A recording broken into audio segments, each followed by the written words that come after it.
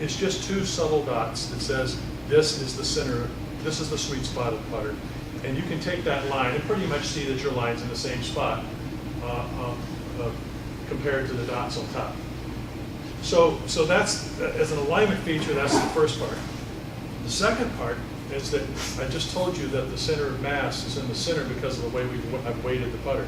So the area right between there is dead center. And if I go over to this dot right here, this outside toe dot, there's 55% of the putter's mass is on this side, on that dot.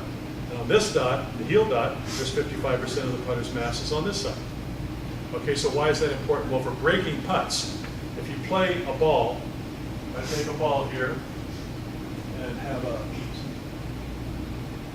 okay, so let's say here's our little center line, and I put that center line in the middle, then that means that I'm hitting it right in the sweet spot. If I move it out here, I've got 55% of the mass on this side of the ball.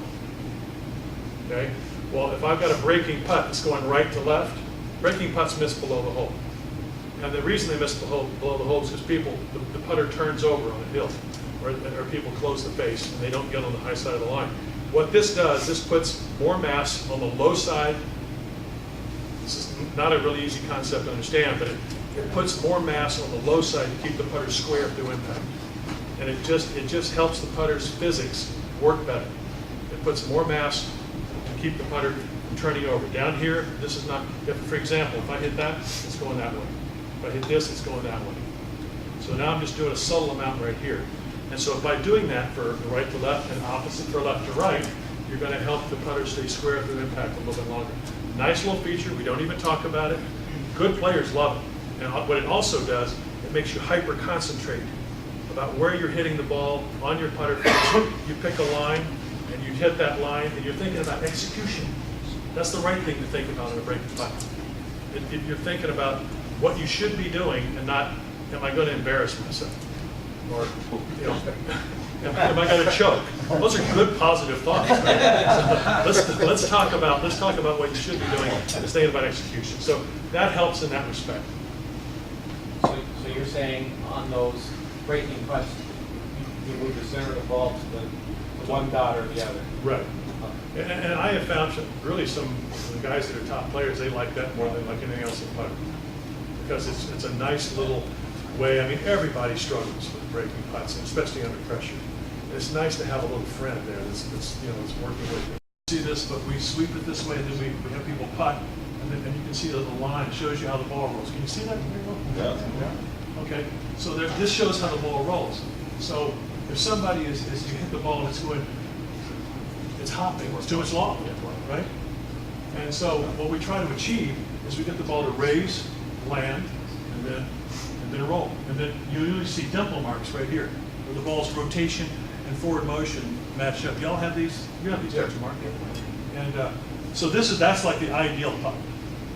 And the reason you want it to lift a little bit is that you're going to have uphill putts. I don't think the depression thing is valid. I believe that, I know that you have uphill putts, and you want to get that ball up on top of the ground, and you want to get it rolling. And the sooner it's doing this, the truer it's going to roll, and it's going to be more consistent for distance. So that's the goal. To answer your question, the Quintet machine, for example, that they have in modern golf, a lot of times you can just see it. You know, the ball's just hopping. And so you want to get that launch angle down for whatever individual characteristics you have with the putter, and how you see, how your eyes work, and how your hands are, and how your stroke is. But the point is, if you get that little lift and you get this roll, and it's rolling out this early, then you're set you're really set. Things are going to be great. You're going to enjoy putting a lot more, and you're going to be better at distance control, and you're going to hit your lines better, and it's just going to be a better experience. You're building me a 37. Okay, I think you should use, general rule of thumb is I think you should use the shortest putter you can stand. But if you want to stand up more and you need to have a longer putter, then you need to really lighten the head, or you put the 37, is that 37 counterweighted above your hands? Yeah.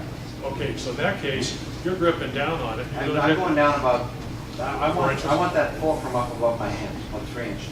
Okay, so what you're doing is, you're probably gripping it down there around 30, 34, 33. 35. Yeah, 34, 35. You're down there, 34, that much above your hands. And so you're gripping down on it, and you got the lightest head because you got a long putter. You got a 355 head, and that grip is going to act as a counterweight. You can either put a weight in it or just let the weight of the grip do the job.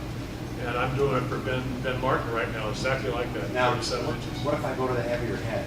I like my problem is short putts. Uh-huh. I like the heavier If head. you go with a heavier head, then we'd probably add weight to the butt of it, just to Okay. make sure that the swing weight doesn't get too cumbersome. Okay. And it can be like a brick on a stick, and it'd be just awful. You know, and real stable for 2-foot putts, but you're going to be helpless Okay. 40 feet away. Okay. You're just going to be hit and guess.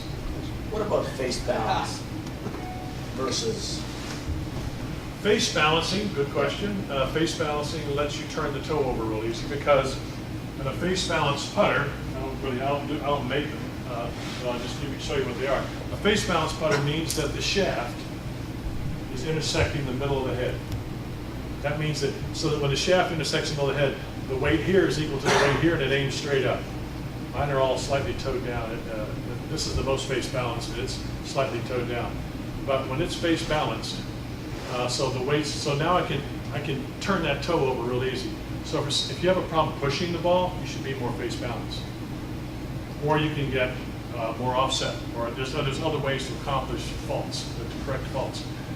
If you have a problem with left pulling it, then you want more toe hang. And blades or shafting that's more closer to the heel, away from face balancing. So, you know, that has a lot to do with it as well. Offset has a lot to do with it. Shaft flex, the grip you have in your hands. Some people, there are pros that have their grip put on open because they want to avoid pulling. I think you should get everything lined up right and just worry about the physics of the head. Get the toe hang. You see a lot of guys with those red spiders, the TaylorMade spiders. They're mounted in the heel and they go right in like that. And if you hold it like this, they look like that. They hang straight down. Well, that's because, so when I'm swinging that head, that thing is just, there's this big thing out there. I can't turn that over very easy, can I? But if it's face balance, I can turn it over real quick. You know? Yep.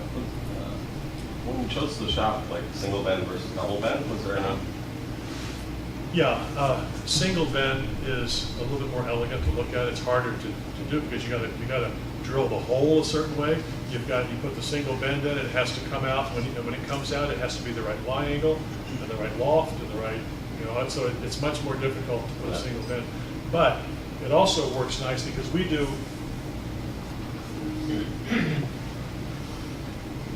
left-handed putters for Canadians. You guys, we're showing you some love. Come on. But these heads are identical. They're symmetrical. And I took a single bend shaft, same shaft.